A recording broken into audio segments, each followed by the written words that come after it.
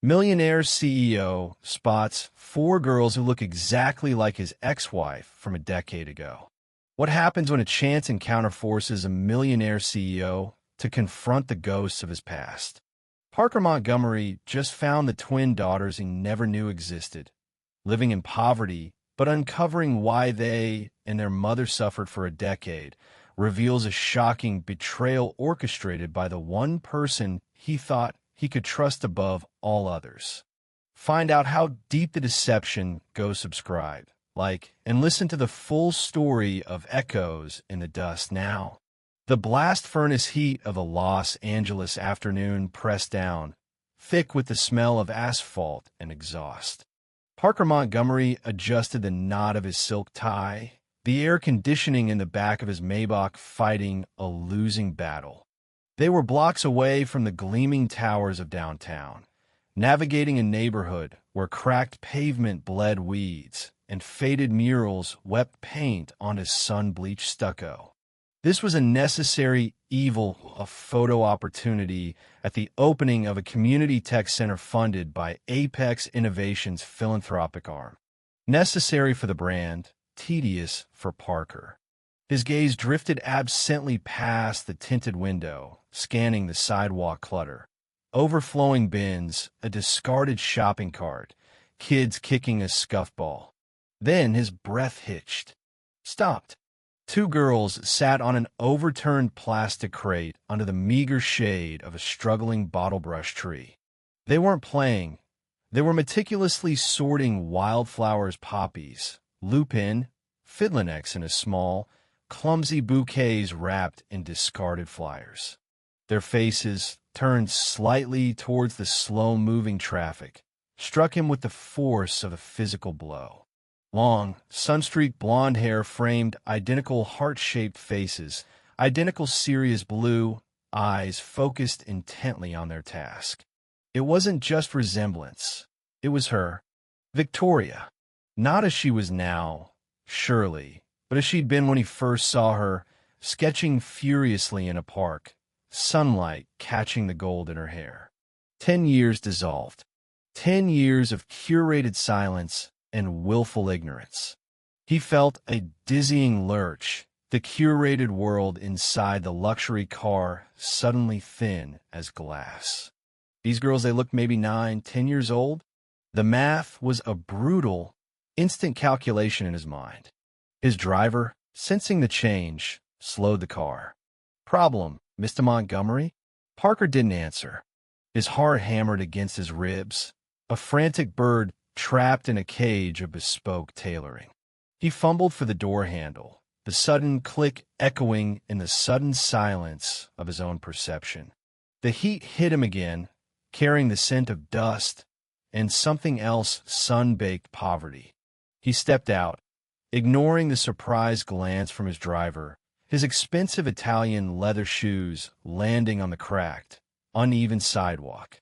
The girls looked up, startled, their blue eyes widening. They were mirror images, impossibly so. One clutched the flowers protectively. The other instinctively stood, putting herself slightly in front of her sister. Parker felt rooted to the spot, the carefully constructed edifice of his life threatening to crumble into the dust at his feet. The question formed, raw and unbidden, lodged tight in his throat, threatening to choke him. Who were they? Parker Montgomery existed in a world of polished chrome, leveraged buyouts, and the quiet hum of servers processing billions of data points per second. At 42, he was the architect and CEO of Apex Innovations, a tech behemoth born from a shrewd algorithm he'd coded in his dorm room 2 decades ago. His life was measured in quarterly earnings calls, strategic acquisitions, and the relentless pursuit of market dominance. His penthouse apartment offered panoramic views of the Los Angeles skyline, a glittering tapestry he surveyed with a sense of detached ownership. Days were a blur of back-to-back meetings in glass-walled conference rooms, negotiations conducted over $500 lunches, and evenings often spent networking at exclusive industry events or charity galas where his presence and his company's checkbook were expected. He was lauded as a visionary, a disruptor, a titan of industry. He was also profoundly alone. His routine was precise, optimized for efficiency. A 5 a.m. workout with a personal trainer, a nutritionally balanced smoothie prepared by his housekeeper, market analysis before the East Coast woke up, then the chauffeured ride to the Apex Tower. Relationships were transactional. Business associates were allies or competitors. Employees were assets. Women were temporary distractions managed with discretion and non-disclosure agreements. The ghost of Victoria lingered, but only in the deepest recesses of his mind, a locked room he rarely dared to approach. She represented a different life, a path not taken, derailed by ambition, and, he dimly acknowledged, a corrosive distrust sown by his fiercely protective, equally ambitious older sister, Evelyn. Evelyn Montgomery served as Apex's chief operating officer. Sharp, impeccably dressed, and ruthlessly efficient, she was Parker's right hand, the enforcer of his vision, the one who handled the operational complexities while he focused on strategy and innovation. Their relationship was built on mutual respect for competence and a shared history, though an undercurrent of sibling rivalry sometimes surfaced, masked by professional courtesy. Evelyn had always been wary of outsiders, fiercely protective of the Montgomery name and the burgeoning Apex fortune. It was Evelyn who had voiced doubts about Victoria 10 years ago, a struggling artist with no connections, seemingly dazzled by Parker's sudden wealth. Evelyn had discovered evidence, presented with cool concern, suggesting Victoria wasn't who she seemed. Parker, already grappling with the pressures of explosive company growth and harboring his own insecurities, had readily believed the worst. The breakup was swift, brutal, and final. He'd cut her off completely, channeling his hurt and anger into building his empire. Apex Innovations, despite its cold corporate heart, maintained a robust philanthropic division, largely for PR and tax benefits. Parker rarely involved himself directly, delegating those responsibilities to a dedicated team. They funded STEM programs, invested in sustainable tech initiatives, and occasionally supported community centers in underserved areas like the one he was reluctantly visiting today. It was a box to be ticked, a photo to be taken, a minor inconvenience in his otherwise meticulously scheduled existence. He hadn't anticipated that this obligatory detour into a world so far removed from his own sterile heights would lead him face to face with the ghosts of a past he thought he had successfully buried beneath layers of success and indifference. He lived in a world of data, logic, and control. The sight of those two girls on the sidewalk was an anomaly, a system error that threatened to crash his entire operating system. The visit to the Innovate Forward Tech Center was precisely as Parker had anticipated, mildly depressing but photogenically hopeful. Newly painted walls couldn't quite hide the building's age, and the donated computers, while functional, were already a generation behind Apex's latest releases. He posed for photos with local officials, delivered brief, pre-approved remarks about bridging the digital divide, and forced a smile that felt stiff on his face. He was already mentally reviewing the agenda for his afternoon meeting with the venture capital team. As his security detail guided him back towards the waiting Maybach, they passed the small, dusty park adjacent to the center. And there they were again, the twins. This time, he didn't hesitate. Excusing himself curtly from the departing local dignitaries, ignoring the concerned look from his head of security, Parker walked directly towards the girls, who were now packing their unsold flowers into a worn canvas bag. The sun highlighted the fine, almost translucent hairs at their temples, the identical slightly crooked front tooth in each of their hesitant smiles as he approached. "Hello," he said, his voice sounding rougher, less polished than usual. He crouched down slightly, trying to appear less intimidating, though his expensive suit felt absurdly out of place. "Those are beautiful flowers." The bolder of the two, the one who had stood protectively before, nodded shyly. "Thank you, mister. We picked them up by the freeway. We try to sell them so Mama can buy milk," the other twin added, her voice softer. She clutched the bag tighter. Parker's carefully constructed composure fractured. "Your mama. What's her name?" He tried to keep his tone casual, but a tremor ran through him. "Victoria," the first girl said simply. "Victoria Jensen now. She says Mama's old name was too sad." Victoria. The name hung in the air, heavy and real. 10 years. Jensen. She must have reverted to her maiden name. He felt a wave of dizziness, leaning a hand against the warm metal of a nearby bench for support. "Victoria Jensen," he repeated, the name tasting like ash. And you two are?" "I'm Lily," said the bolder one. "She's Lucy." Lily and Lucy, twin girls, around 9 or 10 years old, living here, selling wildflowers by the roadside, their mother struggling to buy milk. The timeline, the resemblance, the name, it was undeniable. These were his daughters.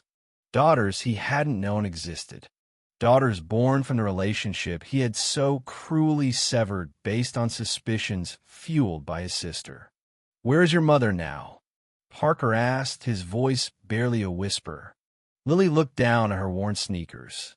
"She's working, cleaning houses way over in Beverly Hills today. It takes a long time on the bus. Sometimes she has to work 2 jobs," Lucy added quietly. "Landlord's mad again." The world tilted. Not in jail, as the original story suggested, but trapped in a cycle of grinding poverty, working grueling hours just to keep a roof over their heads, while he lived in oblivious luxury. The casual mention of the landlord, the long bus rides, it painted a picture far more bleak and enduring than a momentary crisis. He had abandoned her, pregnant and alone, and this was the consequence. This was the life his daughters knew. A cold dread washed over Parker, followed by a surge of fierce, unfamiliar emotion, shame, fury, and a desperate, aching need to fix this. His immediate reaction wasn't calculation, but raw instinct. He needed to find Victoria. He needed to know the whole truth. He needed to understand the depth of his mistake and the extent of Evelyn's potential betrayal. His initial goal formed with stark clarity: find Victoria, confirm everything, and figure out what the hell happened 10 years ago. He pulled out his wallet, his hands shaking slightly, extracting several $100 bills. "Take this," he said, pressing the money into Lily's small hand. "For milk. For anything you need. Please." The girls stared at the money, then at him, their eyes wide with disbelief and a touch of fear. Parker straightened up, his mind racing. He needed information, discretion, resources. He turned back towards his waiting car, leaving the stunned twins behind. "Get me Peterson," he barked at his driver, naming the head of the best private investigation firm his lawyers kept on retainer. "Now!" The ride back to Apex Tower was silent, the city lights blurring past the window, unnoticed. Parker Montgomery, the master strategist, had just been handed the most complex and personal problem of his life. His carefully controlled world had been irrevocably breached. Within hours, Daniel Peterson, a discreet man with cautious eyes and a reputation for unearthing secrets without leaving ripples, was sitting opposite Parker in his sterile office. Parker, foregoing his usual commanding demeanor, laid out the situation with uncharacteristic vulnerability, omitting only his personal connection initially, framing it as a sensitive inquiry into the circumstances of a woman named Victoria Jensen and her twin daughters, Lily and Lucy. He needed verification, a history, a current assessment of their situation, finances, housing stability, employment, any legal issues. He stressed absolute discretion. Peterson's preliminary report arrived less than 48 hours later, delivered via secure channels. It confirmed everything Parker feared and more. Victoria Jensen, 38, lived in a cramped, rent-controlled apartment in East L.A., precariously employed, cleaning houses and occasionally waitressing. Her income barely covered rent and necessities. There were records of late payments, utility shut-off warnings, and one recent citation for shoplifting diapers, formula, likely for a neighbor's baby she sometimes watched, Peterson noted, and basic groceries resulting in a mandatory court appearance scheduled in 3 weeks. She had no criminal record prior. The report included school records for Lily and Lucy, confirming their age and confirming Victoria as the sole legal guardian. No father was listed on the birth certificates. Peterson also included grainy surveillance photos of Victoria older, lines of worry etched around her eyes, but unmistakably the woman he had loved and abandoned. He found evidence of several moves over the past decade, each to progressively cheaper housing. There was a gap in her work history corresponding to the year after the twins' birth. Peterson noted she had artistic talent, occasionally selling sketches online or at local markets, but seemingly hadn't pursued it seriously in years. The report also flagged something Parker hadn't explicitly asked for, but which Peterson's thoroughness uncovered. 10 years ago, around the time of Parker and Victoria's breakup, there were records of an anonymous complaint filed with Victoria's then-landlord alleging lease violations, leading to her eviction. Shortly after, another anonymous tip to her part-time employer raised questions about her conduct, costing her the job. These incidents, happening in quick succession after Parker cut contact, seemed suspiciously targeted. Peterson couldn't definitively link them to anyone, but the timing was provocative. Armed with this bleak confirmation, Parker felt a sickening mix of guilt and rage. The shoplifting charge, born of desperation, was a direct consequence of his abandonment. The targeted harassment hinted strongly at Evelyn's method's subtle sabotage rather than outright fabrication. He needed to see Victoria. Arranging a meeting proved difficult. He couldn't just show up. The power imbalance was too vast, his sudden appearance too alarming. He instructed Peterson to make discreet contact, using the cover of a pro bono legal aid service affiliated with an Apex-funded foundation, offering assistance with her upcoming court date. It was a weak pretext, but the only way he could engineer an encounter without revealing his identity immediately. The meeting took place in a small, neutral cafe far from both their worlds. When Victoria walked in, Parker almost didn't recognize her. The vibrant artist was gone, replaced by a woman who looked perpetually tired, wary, and guarded. She carried herself with a defensive tension, her eyes scanning the room before settling on the well-dressed man Peterson's contact had vaguely described as a potential benefactor.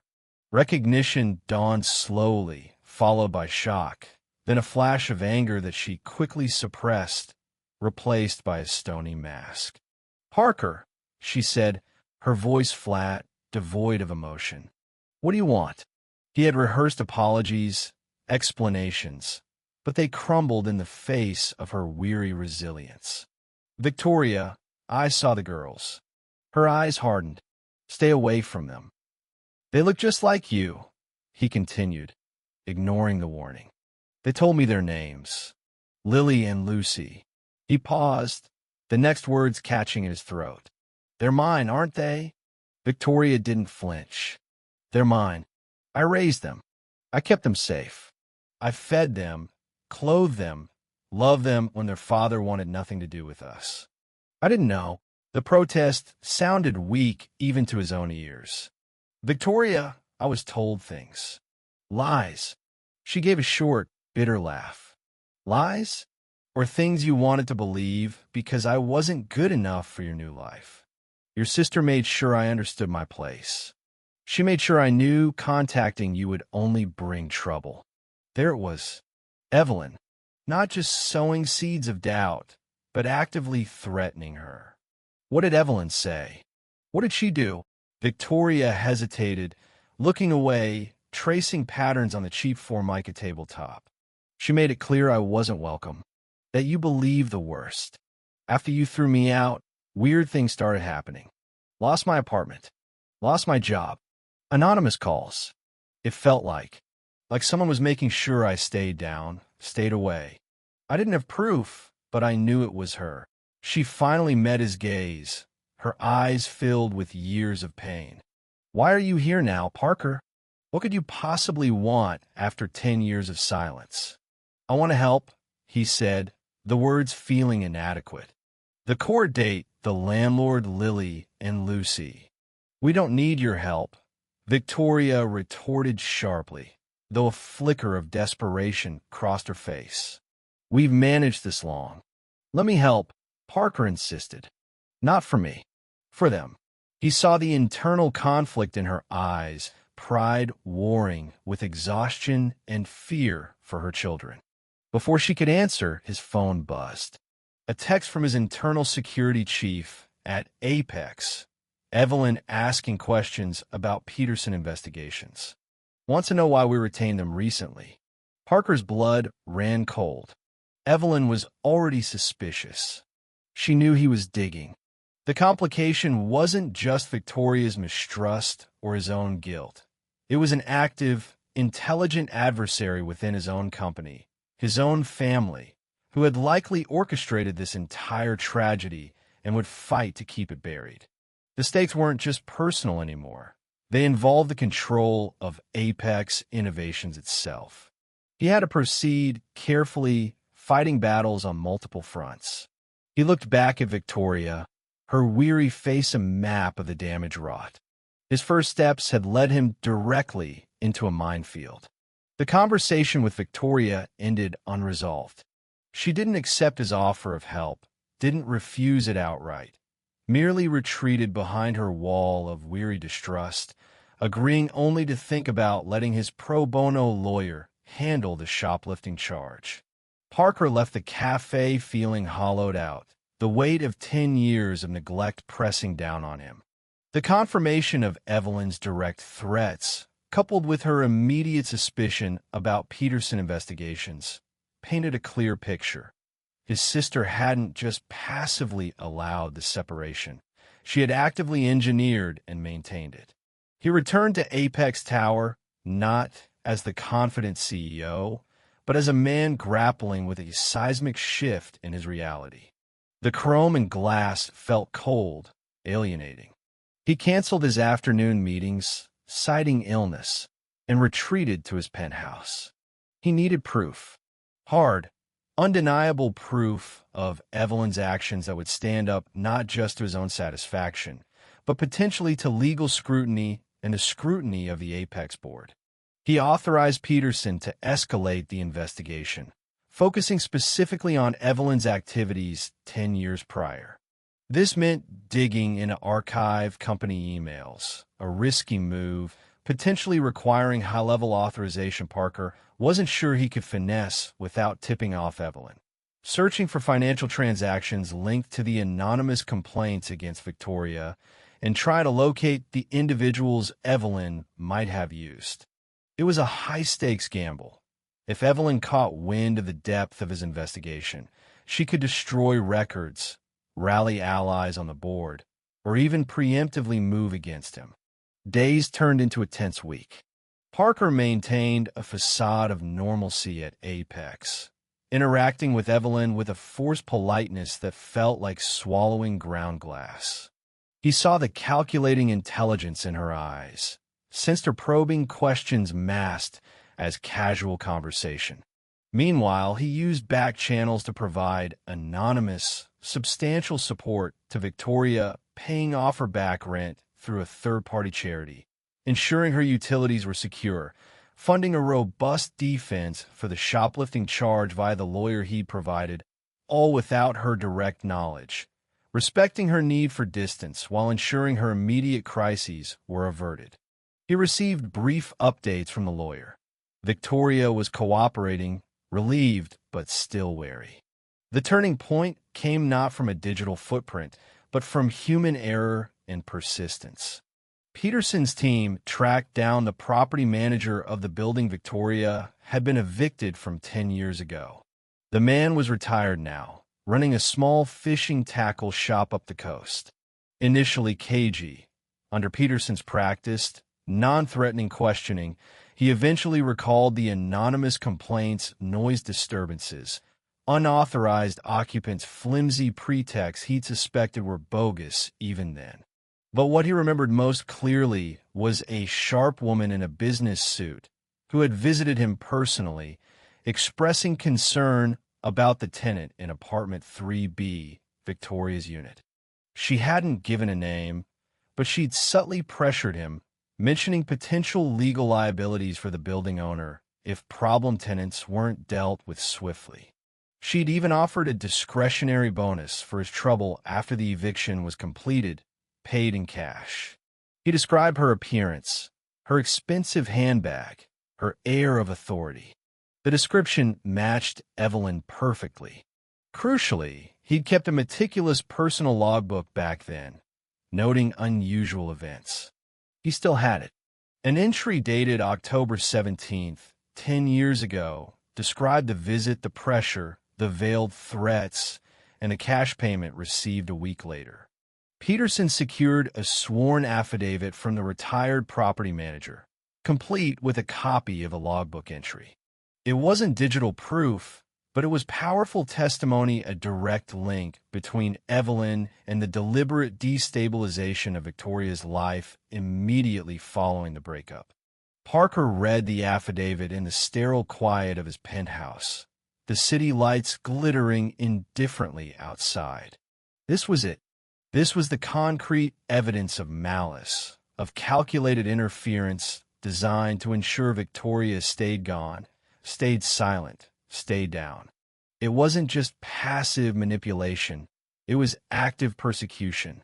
The full extent of his sister's betrayal hit him with sickening force. She hadn't just protected the family fortune. She had ruthlessly destroyed a vulnerable woman's life and hidden his children from him to secure her own position and influence.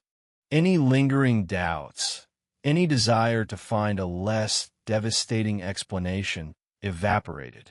He could no longer compartmentalize his life, the ruthless CEO, the oblivious brother, the guilty ex-lover. The discovery of the affidavit was the point of no return. His goal shifted dramatically. It wasn't just about understanding the past or tentatively helping Victoria and the girls anymore. It was about dismantling Evelyn's power, exposing her actions, and taking full responsibility for his daughter's future. He'd been reactive, grappling with shock and guilt. Now he had to become proactive, strategic, and unwavering. He had to protect Victoria and the girls from any further fallout, secure their future, and ensure Evelyn faced consequences for her decade-long deception. The fight was no longer just personal. It was a battle for the soul of his company and for the possibility of redemption. He knew, with chilling certainty, that he could never go back to the life he knew before seeing those two girls sorting wildflowers in the dust. The retired property manager's affidavit landed like a grenade in Parker's meticulously ordered world. The immediate fallout was internal, a cold, simmering rage directed at Evelyn, layered over a profound sense of self-loathing for his own blindness and cruelty 10 years prior. He reread the affidavit, the logbook entry stark in its mundane detail, chronicling an act of calculated malice. Evelyn hadn't just lied. She had actively sabotaged Victoria's life at its most vulnerable point. Parker knew a direct confrontation with Evelyn, armed only with this single piece of testimony, was premature. She was too skilled at denial, too adept at corporate maneuvering. She would dismiss the property manager as unreliable, senile, or motivated by greed. He needed more, and he needed a strategy that protected Victoria and the girls while decisively removing Evelyn from power. His first move was legal. He met with his sharpest corporate litigator and a top family law attorney, briefing them separately but coordinating their efforts. With the litigator, he discussed the implications of Evelyn's actions' breach of fiduciary duty, potential corporate espionage, if she'd used company resources, reputational damage. They began outlining a strategy for presenting evidence to the Apex board, aiming for her removal rather than a public scandal, if possible. With a family lawyer, he initiated the process of legally establishing paternity for Lily and Lucy, a delicate procedure requiring Victoria's cooperation. He also established a substantial, irrevocable trust fund for the girls, ensuring their financial security regardless of what happened to him or Apex. He instructed the lawyer managing Victoria's shoplifting case to quietly ensure all related debts and fines were covered anonymously, preventing further legal entanglements for her. His next step was securing Victoria's immediate safety and stability, moving beyond anonymous charity. He approached her again, not in a neutral cafe, but respectfully near her apartment building after confirming the girls were safely at school. He didn't try to force intimacy or demand forgiveness. He simply laid out the facts. Victoria, I have proof that Evelyn actively interfered in your life 10 years ago. She pressured your landlord. I suspect she was behind you losing your job back then, too. I believe she is still actively monitoring my actions and potentially poses a risk. He saw fear flicker in her eyes, quickly masked by defiance. What do you want me to do? I want you and the girls to be safe, Parker said. I've arranged for a secure, comfortable house in a good school district not far from here. It's yours, no strings attached, held in trust. I won't force myself into your lives, but I need to know you're not vulnerable while I deal with Evelyn. He also presented the trust fund information for the girls. This is theirs, untouchable, separate from me, separate from Apex. Victoria was silent for a long moment, studying his face. The exhaustion was still there, but perhaps a fraction less profound than before. The anonymous help had clearly eased some immediate pressures. A house, she asked quietly. Why would you do that? Because I owe you, Parker said simply. I owe them. 10 years of stability I robbed you of. This is the bare minimum. Her pride still warred, but practicality, and perhaps a glimmer of hope that he was serious, seemed to win. I'll look at it, she conceded. But Parker, no surprises. And boundaries. The girls, it's going to take time. I understand, he said, relief washing over him. Thank you. Meanwhile, Peterson's team continued digging, energized by the property manager's testimony. They started looking for financial trails linked to Evelyn around the time of the second incident, Victoria losing her job. They cross-referenced Evelyn's known associates, expense reports, and even explored discreet inquiries with former disgruntled Apex employees. It was slow, meticulous work, yielding fragments, rumors of Evelyn using company resources for personal vendettas, whispers of a fixer she occasionally employed for sensitive tasks outside official channels. Parker began carefully laying the groundwork with key members of the Apex board, individuals he trusted, hinting at serious operational concerns regarding the COO, citing irregularities that required investigation, without revealing the full personal story yet. He needed allies for the inevitable confrontation. Evelyn, sensing the shift in Parker's demeanor and likely alerted by her own network about his inquiries, became more overtly cautious, her professionalism tinged with suspicion. Their interactions were brief, tense, laden with unspoken accusations. The atmosphere at the executive level of Apex grew thick with tension. Parker started making small, tentative steps to connect with Lily and Lucy, facilitated by Victoria, who had agreed to move into the secure house. He met them at a park near their new home, not as the CEO, but simply as Parker. He brought art supplies, remembering Victoria's passion. He sat awkwardly on a bench, watching them draw, listening to their chatter about school, friends, their relief at having their own rooms for the first time. He felt clumsy, out of his depth, painfully aware of the decade he had missed. Lily was cautious but curious. Lucy remained shy, often hiding behind her sister or mother. Victoria watched him, her expression unreadable, allowing the contact but maintaining a clear emotional distance. It was a fragile beginning, fraught with the weight of the past, but it was a start. He was no longer just reacting.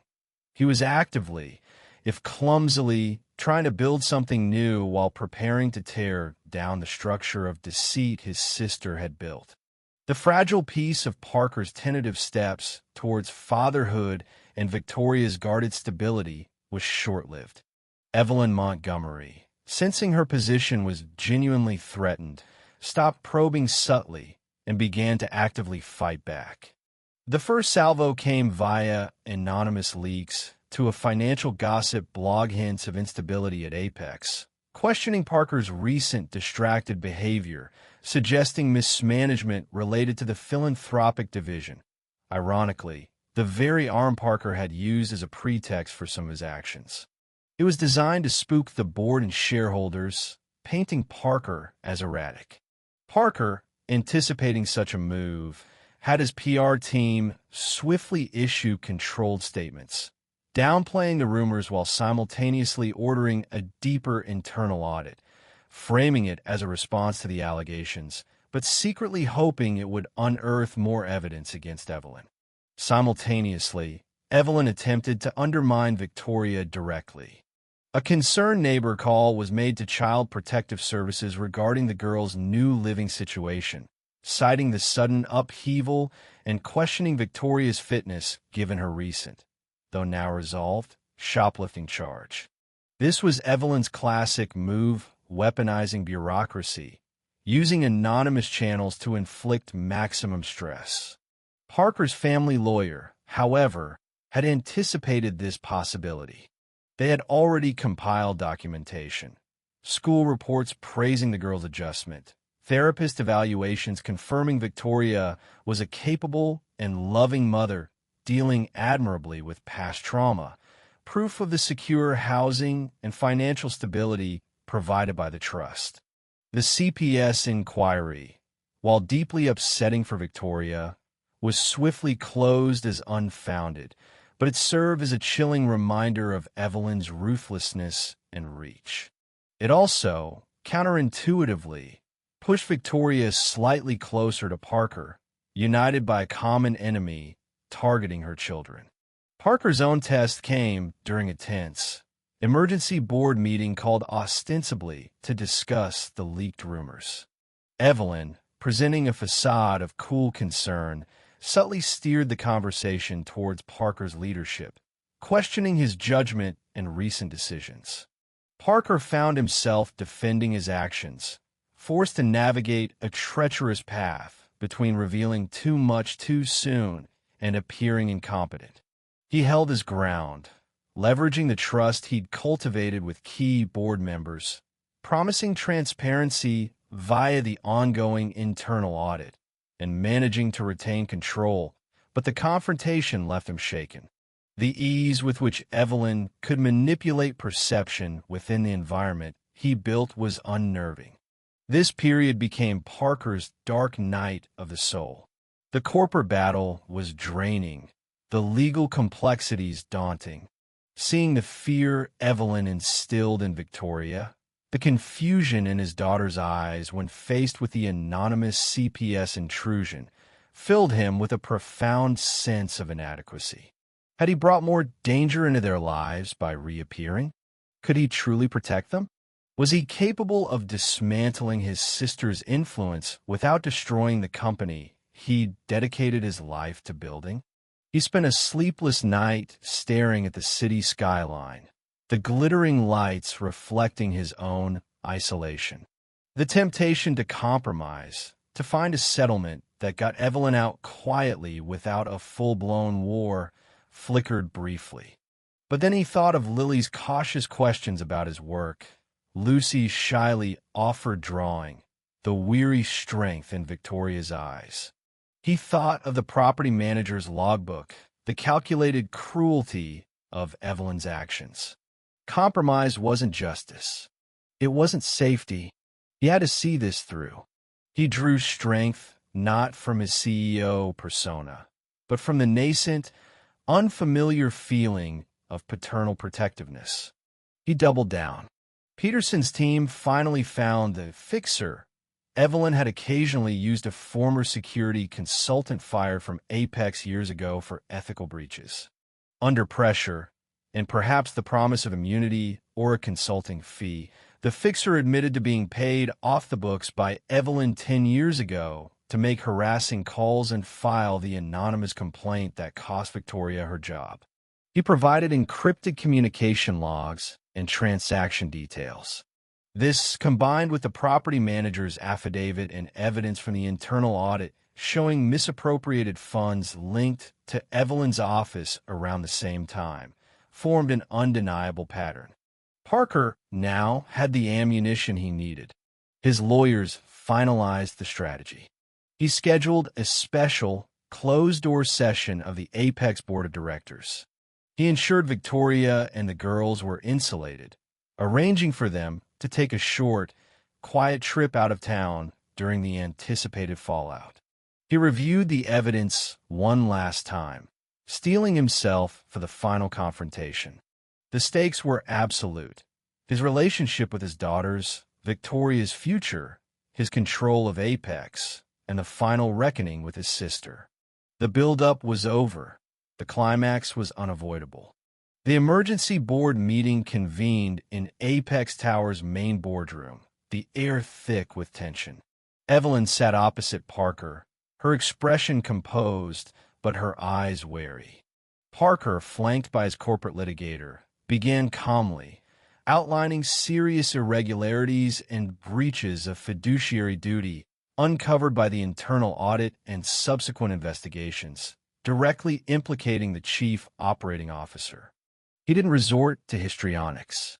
Instead, his lawyer presented the evidence methodically. The property manager's sworn affidavit detailing the eviction pressure, the fixer's testimony regarding the harassment campaign and job sabotage, corroborated by encrypted messages and financial records showing illicit payments originating from funds traceable to Evelyn's discretionary budget. He presented audit findings showing patterns of misuse of company resources for personal ends, stretching back over a decade. He framed it purely as a corporate governance issue, a betrayal of trust that jeopardized the company. He never mentioned Victoria or the girls by name. He didn't need to. The timing of the key incidents coinciding exactly with his breakup 10 years ago hung unspoken in the air, but the official focus remained strictly on Evelyn's professional misconduct and illegal actions against a private citizen using company leverage. Evelyn initially attempted to bluster, denying everything, attacking the credibility of the witnesses, accusing Parker of orchestrating a coup. But the weight of the documented evidence, the logbook, the digital trail, the financial discrepancies was overwhelming. Key board members, whom Parker had previously briefed on his concerns, asked pointed questions, their faces grim. Evelyn's composure finally cracked. Her denials grew frantic, her accusations wilder.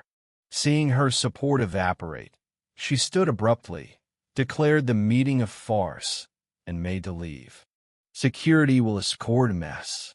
Montgomery from the premises, Parker stated, his voice quiet but firm. Two internal security officers stepped forward discreetly. The board, after a brief, tense deliberation following her removal, voted unanimously not only to terminate her employment effective immediately, but also to authorize legal action against her for fraud and misappropriation of company assets. The climax wasn't a shouting match, but a quiet, decisive dismantling of power, executed with cold, legal precision. Evelyn Montgomery, architect of a decade of deceit, was out. The immediate aftermath was controlled chaos. Parker addressed key executives, assuring stability and outlining transitional leadership plans. News of Evelyn's abrupt departure was carefully managed, citing irreconcilable differences over corporate governance. Legal proceedings against her commenced swiftly but quietly, aimed at recovering misappropriated funds and ensuring she could do no further damage. Parker's priority, however, shifted entirely. He flew to where Victoria and the girls were staying. He didn't declare victory, but simply told Victoria, "It's over. Evelyn is gone from Apex and facing legal consequences. She can't hurt you anymore." He saw the tension drain from her shoulders, a release she seemed almost afraid to embrace. He finalized the legal establishment of his paternity. Lily and Lucy now officially had a father on record. The house was securely theirs, the trust fund untouchable. Parker began the long, slow process of truly making amends. He didn't try to buy their affection or force a happy family narrative. He drastically cut back his hours at Apex, delegating significant responsibilities, much to the surprise of his executive team. He showed up consistently. He learned Lily loved graphic novels, and Lucy had a surprising talent for coding simple games. He attended parent-teacher conferences, helped awkwardly with homework, listened more than he talked. Victoria maintained her boundaries, but allowed Parker space to build a relationship with the girls. She started sketching again, tentatively at first, then with growing confidence. Parker converted a room in the house into a small studio for her. They began talking, not about the past's raw wounds yet, but about the present, the girls' school play, Victoria's art, Parker's fumbling attempts at making pancakes. Healing was slow, measured in small gestures and quiet conversations. He established the Lily and Lucy Foundation, genuinely dedicated this time, funding legal aid for vulnerable families and art programs in underserved schools, appointing Victoria to its advisory board, giving her purpose beyond survival. One evening, about a year later, Parker was helping the girls with a school project at their kitchen table. Victoria sat nearby, sketching. Lily looked up and asked, "Why did it take you so long to find us?" Parker met Victoria's gaze across the table. He answered honestly, simply, "Because I made a terrible mistake. I was afraid, and I believed lies because it was easier than believing in something good. I spent 10 years being wrong, and I'll spend the rest of my life trying to make it right." Victoria didn't look away. A small, almost imperceptible nod. It wasn't forgiveness, not yet, but it was acknowledgement. It was a start. The echoes of the past remained, but the future, finally, held the possibility of a different kind of harmony.